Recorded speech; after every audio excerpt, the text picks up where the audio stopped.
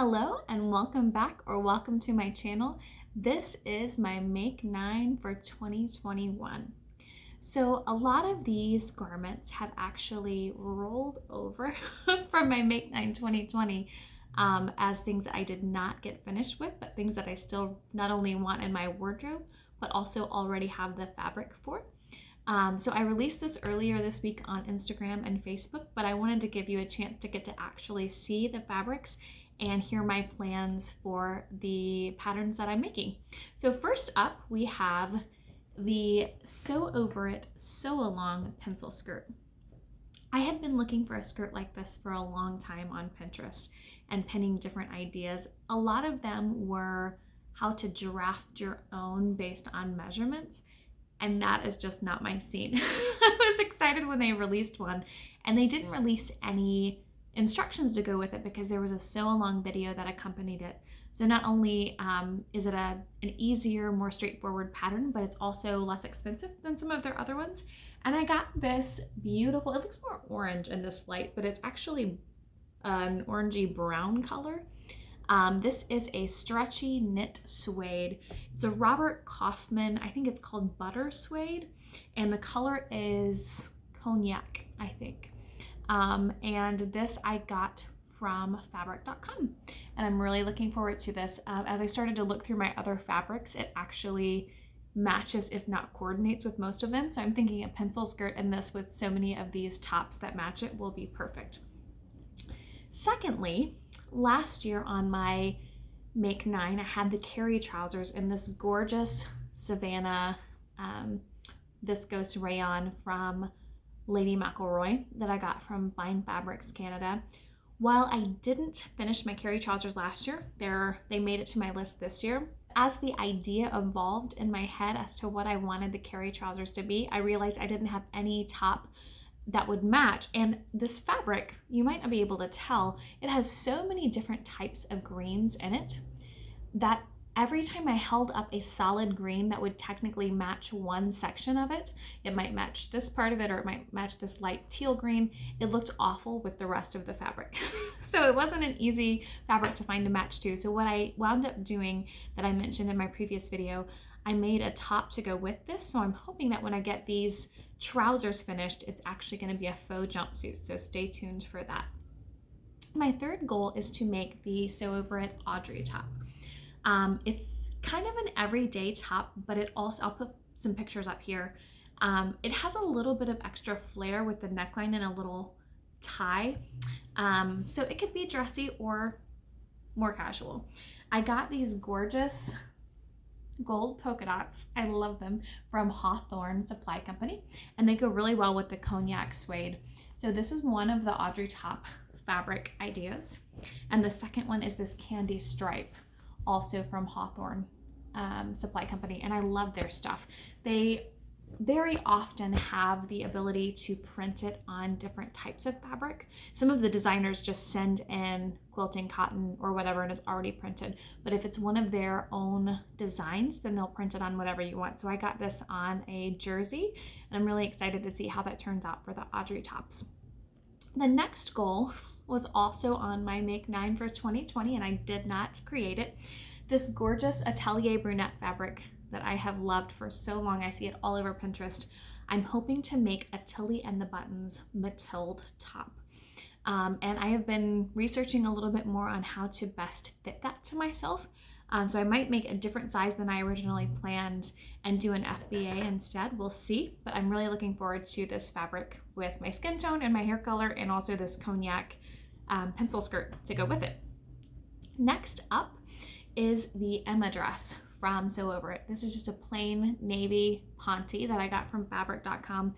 And ponte is such an easy knit to work with. If you haven't sewn with knits before, this is definitely an easy starter.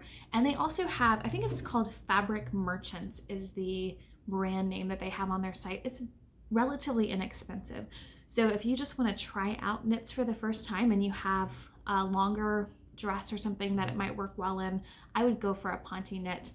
This is just hopefully going to be a staple in my wardrobe. I have been eyeing the Emma dress for a long time, so I'm excited to make it. This next fabric I got is from Raspberry Creek fabrics. They also print their own. This is one of their club prints, kind of their own designs that they print themselves and design themselves. So I got this last year hoping to make something for 4th of July. And as you know, with 2020, nobody went anywhere. So I didn't want to make a gorgeous dress and have nowhere to wear it. So I am planning to use this. I got, I think 2 meters of it, maybe 2.5. I need to check my sales receipt, but I'm planning to make the Veronica dress. I really liked the lines of the dress. 1, it seemed really comfortable, but 2, it seems like it could show off the pattern of the fabric really well without having it chopped and having princess lines or anything like that. It was just a very straight top with dolman sleeves. So I'm looking forward to trying that in this fabric. My third to last is another Georgie dress. I made a Georgie dress for my brother's wedding. I have not done a pattern review on it yet. I'm hoping to do that when I get this dress finished as well. I love the Georgie dress. I am going to alter the size of the bust this time. I'm planning to make it in this delicious stretch velvet. I actually got it from Hobby Lobby, and I want it to be a holiday dress. And so I'm planning to make the Georgie, but as I put in my illustrations up here, I want it to have kind of flutter sleeves. I'm not sure how long of flutter sleeves, but that is my goal for this dress, just to have, I think it's version 1 of the Georgie that doesn't have buttonholes, and it just has no gathers in the skirt as well, because this is a thicker fabric. And I want to make it with flutter sleeves, hopefully for the holidays. And hopefully by the holidays of 2021, we will be gathering with people. That remains to be seen. My second to last is the Charlotte. And this is a viscose tartan fabric that I got from weaverd.com, weaverdee.com. They had a lot of gorgeous tartan fabrics. I selected this one. I mentioned last year, it was in my Make 9 for last year. I mentioned that it just looked Christmassy to me. I know this is technically the Cameron family tartan, but I loved the gold and the reds and the greens, and I'm hoping to make the Charlotte dress. Originally, I would not have planned to make a plaid Charlotte dress because of the way that it lays and has a collar that folds down in different layers. I thought that might look too much in plaid, but one of the sewists that I follow on Facebook had a gorgeous version and a very similar tartan actually, so I was excited, and it looked amazing in plaid, so I was excited to have that as an option with the fabric that I had chosen. And my last make, I'm not sure that I'll make them all in this order or make them all based on 2020, but I wanted to get into the realm of blazers. I wear a lot of jackets and blazers in my wardrobe. You haven't seen a lot of me. I don't have that many videos on YouTube or that many pictures on Facebook, but blazers are really a staple for me. And the Hey June handmade Evans blazer, I've been eyeing that pattern for forever, and I finally just decided that I need to try and fail if I need to, instead of just waiting forever to make it. So it's the same line, I guess you would say, of the Robert Kaufman butter suede stretch knit, and I got this one actually from Hawthorne Supply Company.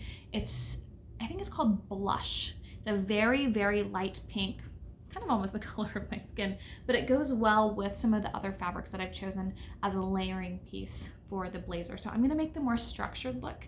There are 2 different kinds. One of them looks like it's better for jersey. I'm not sure. I'll show them both up here.